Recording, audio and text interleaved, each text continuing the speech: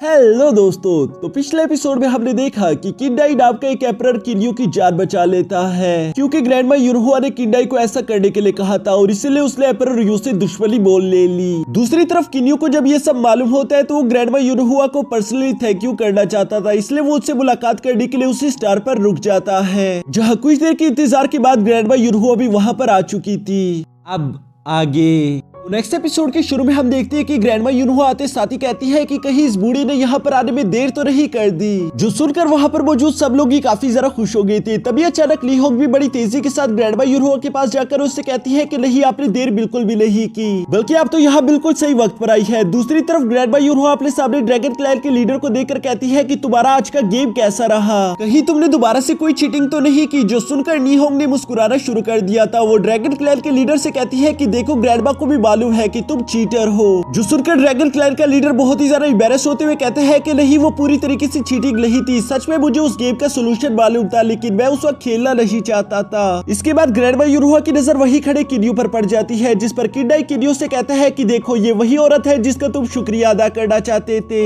ये सुनते साथ ही हम देखते हैं कि किन्यू फौरन से ग्रैंडमा युनहुआ को रिस्पेक्ट देते हुए कहता है कि ग्रैंडमा युनहुआ, आपका बहुत बहुत शुक्रिया, आपने मेरे पिछले दिनों काफी मदद की। ग्रैंडमा युनहुआ ये सब मुस्कुराते हुए सुन रही थी, साथ ही साथ वो यहाँ पर किन्यू को स्कैन करती है, जिस पर उसे मालूम होता है कि किन्यू तो अपने 8 लेवल पर पहुंच गया है। ये देखकर ग्रैंडमा युनहुआ किन्यू से कहती है कि मैंने बहुत लोगों को तुम्हारी तारीफ करते हुए सुना, लेकिन आज मैंने खुद तुम्हें अपनी आंखों से देख लिया, तुमने इतनी छोटी उम्र में 8 लेवल को हासिल कर लिया है, तुम वाकई में काफी ज्यादा अमेजिंग हो। साथ ही ग्रैंडमा युनहुआ किन्यू से कहती है कि तुम मुझे मिस युनहुआ की बजाय सिर्फ ग्रैंडमा भी कह सकते हो, जो सुनकर तो किन्यू काफी ज्यादा खुश हो गया था और वो उन्हें और भी ज्यादा रिस्पेक्ट देना शुरू कर देता है। इसके बाद ग्रैंडमा युनहुआ किन्यू से कहती है कि वैसे हर जगह तुम्हारे ही चर्चे चल रहे हैं, मुझे लगता है कि तुम्हारी अभी की जो पावर है उसके हिसाब से तुम्हें ऐसा नहीं करना चाहिए, क्योंकि ये कल्टीवेशन की दुनिया काफी ज्यादा खतरनाक है, यहाँ पर कोई भी तुम्हें जान से मार सकता है, इवन कि तुम्हारा सोल पपेट और तुम्हारा डिवाइन आर्मर भी तुम्हारी जान नहीं बचा पाएगा। इसके बाद ग्रैंडमा युनहुआ किन्यू को नसीहत करते हुए कहती है कि तुम्हें अपनी कल्टीवेशन पर और ज्यादा मेहनत करनी होगी, तुम्हें इसे सीरियस लेना होगा ताकि तुम खुद को ताकतवर बना सको, क्योंकि तुम जानते हो कि इस पूरे यूनिवर्स में चाहे तुम कहीं भी चले जाओ, तुम्हें ताकत की जरूरत तो पड़ने ही वाली है।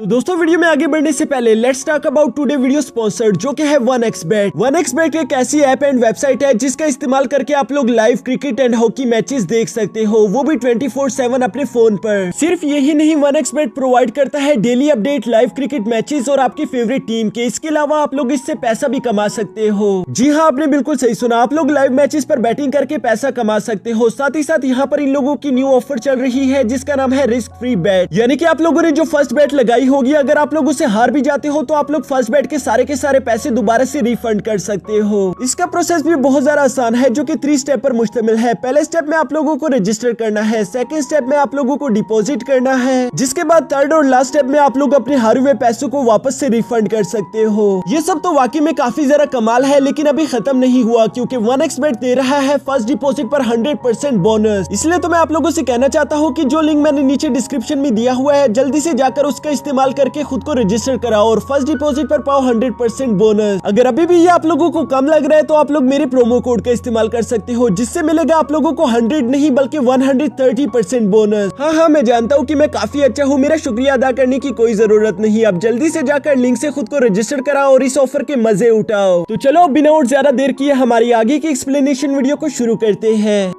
अब यहाँ किन्यू ग्रैंडमा युनहुआ की इतनी सारी नसीहतों को सुनने के बाद उनसे कहता है कि आप बिल्कुल फिक्र मत करें, मैं ये सब याद रखूंगा। साथ ही साथ वो उनका शुक्रिया भी अदा कर रहा था कि तभी अचानक वहाँ आसमान में किसी की आवाज सुनाई देती है, जो कि किंडाई से कहता है कि आपसे एम्परर यू मिलने के लिए आए हुए हैं। ये सुनकर किंडाई कौन सा डरने वाला था, इसलिए वो भी अपने प्लेनेट से बाहर एम्परर यू से मिलने के लिए आ जाता है, जहाँ पर वो एम्परर यू से कहता है कि आखिर तुम यहाँ पर क्या कर रहे हो। जिस पर एम्परर यू किंडाई से कहता है कि असल में मुझे मालूम हुआ कि मेरे एक सुपरडेट ने यहाँ पर आकर बहुत सारी गलतियां की, जिसकी वजह से मैं तुमसे माफी मांगना चाहता हूँ और इसलिए मैं खुद यहाँ पर पर्सनली आ गया। ये सुनकर किंडाई उससे कहता है कि तुम्हारे अल्फाज ही काफी थे, आखिर तुम मेरे दरवाजे तक खुद आ गए, ये थोड़ा हैरान करने वाली बात है। जिस पर फेगियो मुस्कुराते हुए कहता है कि चलो मैं सीधी सीधी बात करता हूँ, असल में मैं यहाँ पर किन्यू के लिए आया हूँ। उस लड़के ने मेरे ब्लू बार स्ट्रेट को खराब किया, उसके अलावा उसने मेरे एक डेसिपल को भी मार दिया, इसलिए मुझे इंसाफ चाहिए। मुझे पूरा यकीन है कि ब्रदर किंडाई कोई गलत फैसला नहीं करेगा, क्योंकि आप हमेशा से अपनी कल्टीवेशन पर ध्यान देते रहे हो। इस छोटे से लड़के के लिए आप इतना बड़ा रिस्क नहीं लोगे।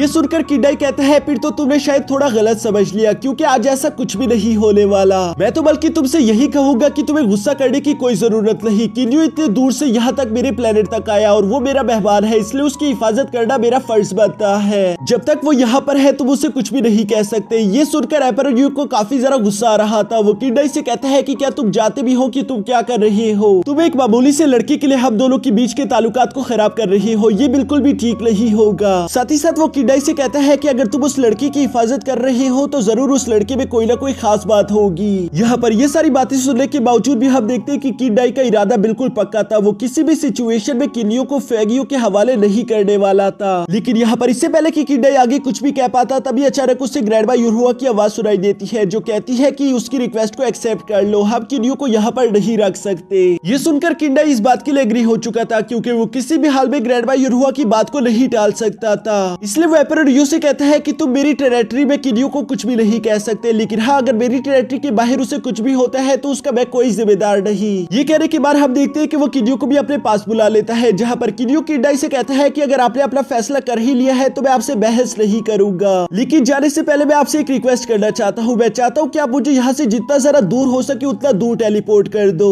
ये सुनकर किडाई भी उसकी बात मान गया था, जिसके बाद हम देखते हैं कि वो अपनी टेलीपोर्टेशन टेक्निक का इस्तेमाल करके किन्यू को वहां से बहुत ज्यादा दूर टेलीपोर्ट कर देता है। यहाँ किन्यू के जाने के बाद वो एम्परर यू से कहता है कि अब किन्यू यहाँ से जा चुका है तो क्यों ना तुम मेरे साथ रुककर एक कप चाय पी लो। लेकिन एम्परर यू के इरादे तो बिल्कुल अलग थे, इसलिए वो किडाई से कहता है कि नहीं मुझे कुछ जरूरी काम है, और इसलिए वो भी वहां से टेलीपोर्ट होकर चला जाता है। इसके बाद हम देखते हैं कि एम्परर यू अपने असिस्टेंट बू यान के पास आ गया था, जहाँ वो बू यान से कहता है कि क्या तुमने सारी की सारी तैयारियां कर ली है? जिस पर बू यान कहता है कि यस मास्टर, मैंने सारी की सारी तैयारियां कर ली है। असल में वहां से सिर्फ 3 ही स्टार ट्रांसमिशंस है जहां पर किन्यू टेलीपोर्ट हो सकता है, इसलिए मैंने उन दोनों जगहों पर 16 एम्परर्स को तैनात कर दिया है, जबकि एक जगह जहां पर प्रोबेबिलिटी ज्यादा है वहां पर मैंने 20 एम्परर्स को तैनात किया है। इसलिए आज के दिन वो लड़का हम लोगों के हाथों से नहीं बच पाएगा। ये सुनकर एम्परर यू काफी ज्यादा खुश हो गई थी और वो उससे कहते हैं कि तुम्हें जैसी कोई न्यू अपडेट मिले फौरन मुझे भी बता देना। इसके बाद सी शिफ्ट होकर यहाँ मूनलाइट स्टार पर आ जाता है, जहाँ पर आप देखते हैं कि किडाई ग्रैंडमा यूनहुआ से सवाल कर रहा था कि आखिर आपने ऐसा क्यों किया,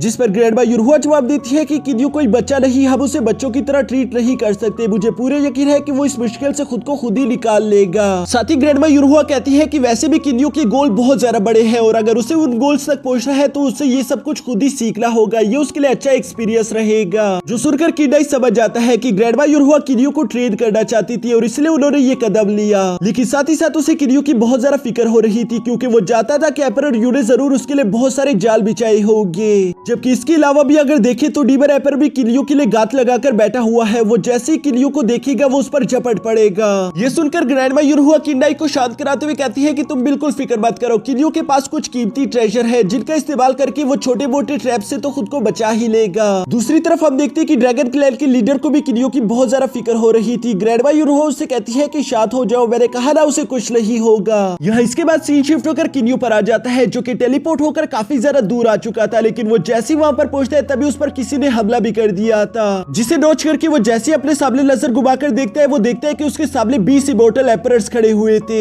जो कि उसे पकड़ना चाहते थे। ये देखकर किन्यू फौरन अपने 10,000 मीटियोर फिगर का इस्तेमाल करता है ताकि वो सब लोगों को डिस्ट्रैक्ट कर सके, और ये करने के बाद वो फौरन वहां से निकल जाता है। लेकिन तभी अचानक हम देखते हैं कि एम्परर यू का सुपरडेंट मिस्टर व्हाइट भी वहां पर मौजूद था, जो कि अपने साथियों से कहते हैं कि अगर तुम्हें उसे फॉलो करते हुए जहन्नम तक भी जाना पड़े तो उसे फॉलो करते रहना, मुझे किसी भी हाल में वो जिंदा चाहिए। ये कहने के बाद वो लोग किन्यू को फॉलो करना शुरू कर देते हैं। साथ ही साथ वो यहाँ रास्ते में किन्यू पर लगातार हमले भी कर रहे थे। दूसरी तरफ एम्परर यू भी दूर से ये सब देख रहा था, इसलिए वो किन्यू से कहता है कि अगर मुझे तुम बुक ऑफ 10,000 बीस्ट और scroll of the mystic gods treasure दे दो तो मैं तुमसे वादा करता हूँ कि मैं तुम पर जरा सा रहम दिखा दूंगा। लेकिन किन्यू तो इस डील के लिए एग्री नहीं था, इसलिए हम देखते हैं कि मिस्टर व्हाइट किन्यू को मारने की कोशिश करता है, जिस पर किन्यू भी वहां से खुद को टेलीपोर्ट करके नजदीकी कहीं पर जाकर छुप गया था। इसके बाद हम देखते हैं कि किन्यू अपने स्पिरिचुअल मैंशन चला जाता है, जहां वो अपने सोल पपेट का इस्तेमाल करके खुद की क्लोन को बना रहा था। दूसरी तरफ हम देखते हैं मिस्टर व्हाइट को, जो कि किन्यू को ट्रैक नहीं कर पा रहा था। वो एम्परर यू से कहते हैं कि किन्यू अपने किसी सीक्रेट टेक्निक का इस्तेमाल कर रहा है, जिसकी वजह से मैं उसके सांसों को ट्रैक नहीं कर पा रहा। जो सुनकर एम्परर यू मुस्कुराते हुए कहते हैं कि मुझ पर यह टेक्निक काम नहीं करेगी, और इसके बाद हम देखते हैं कि उन्हें किन्यू की लोकेशन के बारे में मालूम हो चुका था, जिसकी वजह से वो फौरन उस पर हमला कर देते हैं। इस अटैक की वजह से किन्यो उस जगह से बाहर आ गया था और यहाँ पर सब लोगों को उसकी लोकेशन के बारे में मालूम हो जाता है, जिसके बाद मिस्टर व्हाइट और उसके साथियों ने दोबारा से किन्यो को फॉलो करना शुरू कर दिया था। लेकिन थोड़ी देर बाद इन लोगों को मालूम होता है कि वो तो असली किन्यो भी नहीं बल्कि वो उसका सोल पपेट था जिसने किन्यो का रूप लिया हुआ है। दूसरी तरफ हम किन्यो को देखते हैं जो कि यहाँ से काफी ज्यादा दूर जा चुका था। यहाँ थोड़ी देर बाद वो अपने सोल पपेट को वापस अपने पास संभाल कर लेता है। इसके बाद हम देखते हैं कि किन्यो उन लोगों से जान बचाकर काफी ज्यादा खुश दिखाई दे रहा था, लेकिन यहाँ पर उसकी किस्मत कुछ ज्यादा अच्छी नहीं थी क्योंकि तभी अचानक उसके सामने से कोई उस पर हमला कर देता है, जो देखकर किन्यो काफी ज्यादा हैरान हो गया था। इसके बाद किन्यो अपनी नजरें उठाकर सामने देखता है कि ये कोई और नहीं बल्कि डीमन एम्परर है, जिसने यहाँ पर किन्यो को ढूंढ लिया। और इसी के साथ हमारा यह एपिसोड यहीं पर खत्म हो जाता है।